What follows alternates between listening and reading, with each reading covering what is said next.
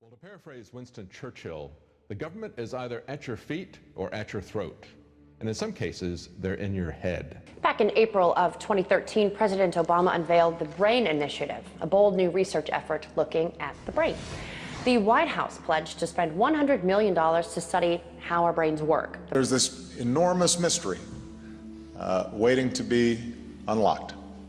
And the BRAIN Initiative will change that by giving scientists the tools they need to get a dynamic picture of the brain in action and better understand how we think and how we learn and how we remember.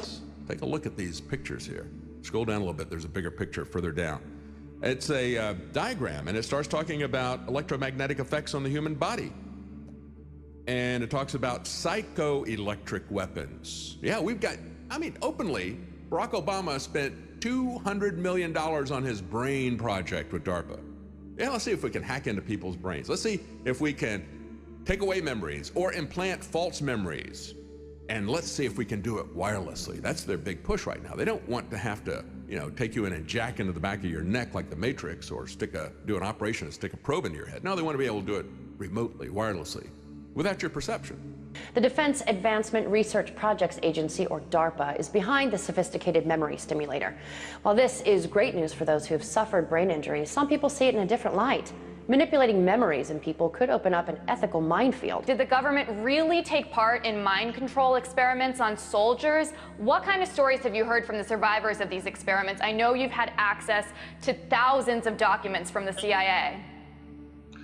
Well, it's just like you just said, there's two kind of streams of information. There's stories from survivors, and then there's the documents. So if I go to the documents first, they're very, very detailed, 15,000 pages plus. And we're starting back in 1950 with projects called Artichoke and Bluebird, which were then rolled over into MK Ultra, which in turn was rolled over to MK Search. And then all the documents stop in 1973. So in that era, 50 to 73, there's a whole host of different types of mind control experiments: hypnosis, LSD, special interrogation chambers, and brain electrode implants. And so there's projects in the CIA documents and in Army records. Forced memory blanking and induced erroneous actions. Another one. Forced manipulation of airways, including externally controlled forced speech. They can make you say stuff that you don't want to say. Forced nudging of arm during delicate or messy work, causing injury or spills. Forced precision manipulation of hands, sometimes synced to the forced walking visions. They give you microwave hearing. I guess so you can hear voices. Transparent eyelids. I don't know what that is. Transparent eyelids? Artificial tinnitus, ringing in your ears. All this stuff. They're bragging about how they can do this. They call it the psychoelectronic weapon effects. And they got a little footnote down there that said, the first unclassified successful transmission of the human voice directly into the skull of a living person was performed by Dr. Joseph Sharp of the Walter Reed Army Institute of Research in 1974. Well, that's the first unclassified successful thing. Now, they've had classified stuff before that. Hundreds of people in the valley say they are hearing voices in their heads. Those voices are being transmitted by microwave or other methods. Well, several viewers asked us to investigate what they call electronic harassment. My last words.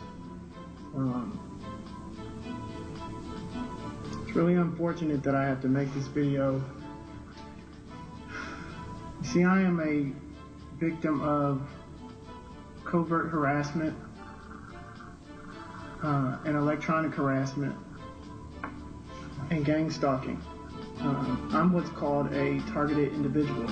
Electronic harassment, synthetic telepathy, voice-to-skull technology. Chances are you haven't heard of these terms, but after searching the internet, I found dozens of websites dedicated to the phenomenon and several Valley residents who say they're victims. How much more can you invade me than to go into my brain? It sounds like somebody else is reading the book, only it's thoughts. We're not having a group hallucination. This is actually something that's happening. These men all live in the area, didn't know each other before the voices started, and say someone is playing mind games with them.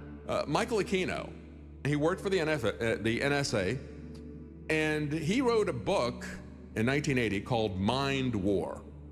And in that book, he talked about how they could use extremely low frequency to control people, control their minds. And you look at the stuff I just read to you. I mean, forced memory and forced movement of arms and forced speaking and all this kind of stuff. I mean, this is way beyond the MK Ultra program, Catcher in the Rye and LSD, folks. This is far more sophisticated. They've had decades to work on this stuff.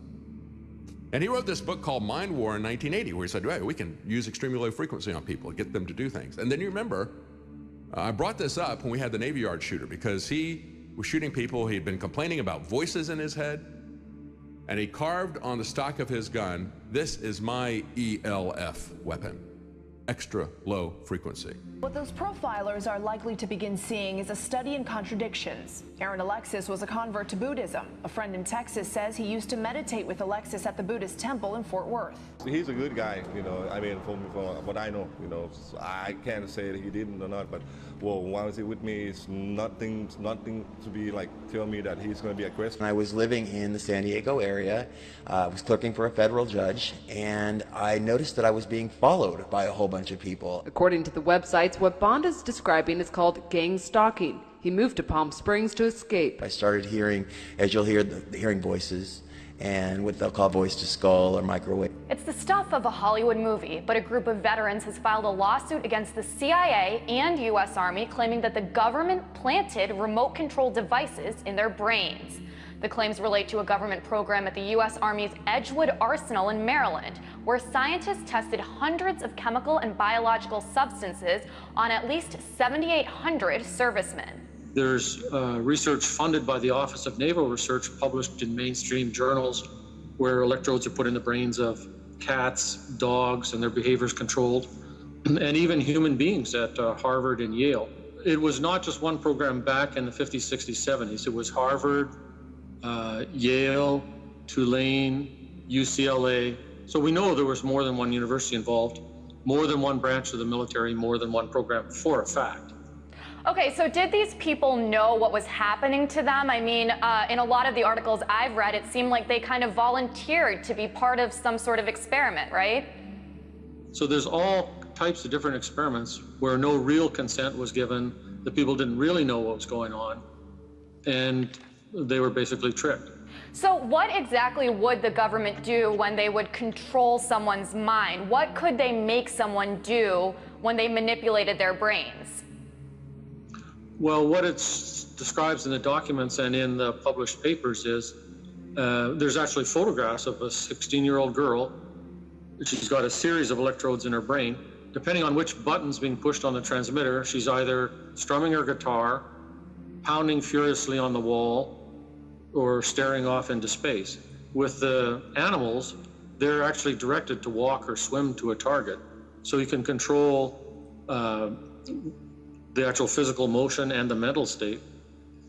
How detailed and how fine-tuned that's gotten since 1970, again, I don't know, because it's all classified. But it must have gotten a lot more developed. To many of you who find yourselves the object of covert harassment, that there is hope and that you are not alone, and that we are striving to find legislation and we're working towards freedom for all. And when you look at this document that they sent him about psychoelectronic weapon effects, I looked at this at the bottom. Now, oh, this is kind of interesting. They break stuff down to get into the auditory cortex, 15 hertz, to get into the visual cortex, 25 hertz. I mean, this is not megahertz, unless this is hertz. This is not MZ. This is hard to read on this thing. But one of them, 9 hertz. This is extremely low frequency. You know, anything that is it has to be 20 hertz or above for you to even hear a bass note.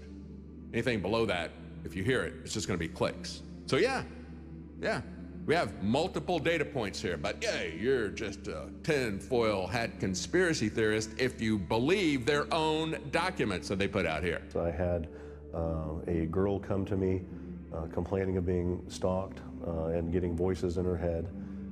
Did a little checking. I had known the family, I had known the girl for some time. No history of mental illness, no drug history in the past. So I gave her the benefit of the doubt before sending her to a psychiatrist. Did some checking, did some bugging of her place with audio.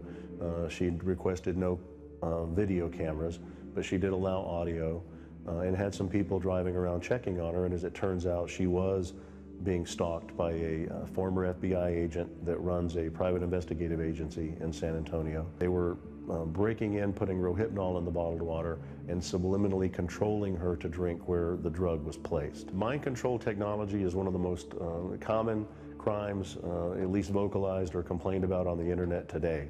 It seems to be getting the least amount of coverage in the major media. DARPA has a sonic projector that was reported on in 2007. Of course, it had been around for quite some time before then. Army has something they call voice to skull. We got the Air Force using microwaves to create sounds at Brooks Air Force Base. We got the Marine Corps with their Medusa project.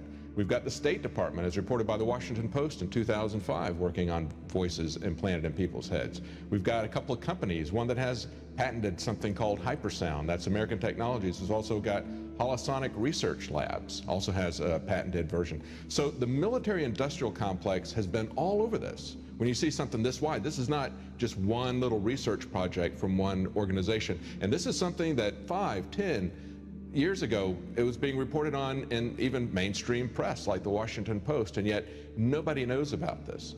The Voice of God weapon, which is actually called SQUAD, or Silent Sound Spread Spectrum, was used in the first Operation Desert Storm. That was one of those scenarios where 1,500 Iraqi soldiers disassembled their weapons, got to their knees, and surrendered to 150 Marines who didn't have enough slip ties to tie them all together, because, and this was admitted, that they used SQUAD to put the voice of Allah in their heads to tell them to surrender. Wow. Before that, in the mid to late 80s, 5 separate inmates from the Utah State Prison had written affidavits saying that they were put in solitary confinement and were experimented on with some type of electronic device that put voices in their head, and all of them claimed that they could tell the voices of the people doing the experimentation on them were responding back to their thoughts.